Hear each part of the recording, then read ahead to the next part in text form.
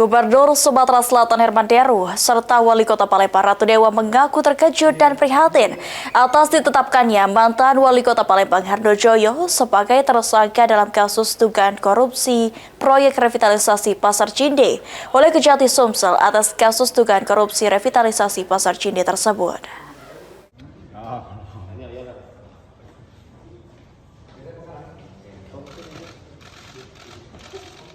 Terkait mantan Wali Kota Palembang Hardojoyo yang ditetapkan sebagai tersangka oleh tim penyidik Kejati Sumsel dalam kasus dugaan korupsi revitalisasi Pasar Cinde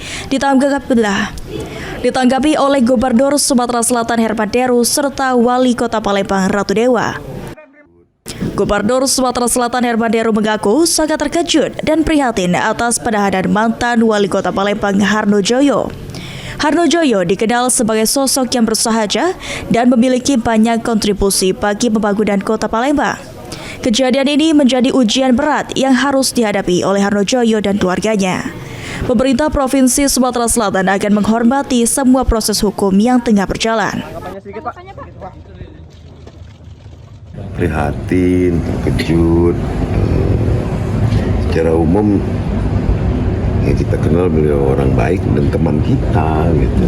Dari pernah sama-sama menjabat sebagai kepala daerah, dan mudah-mudahan beliau kuat, tabah menghadapi situasi yang sedang menimpa beliau.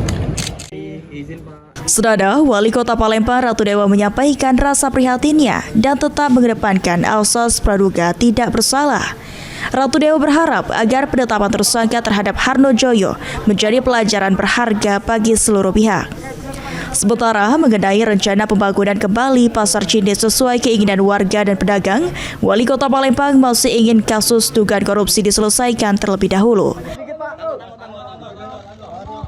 Pertama kita prihatin, yang kedua tetap kita mengedepankan asas praduga tidak bersalah, dan semoga ini ya menjadi pelajaran buat kita semua.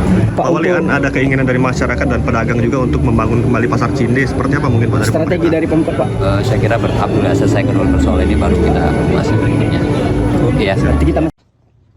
Lutfi, PAL TV.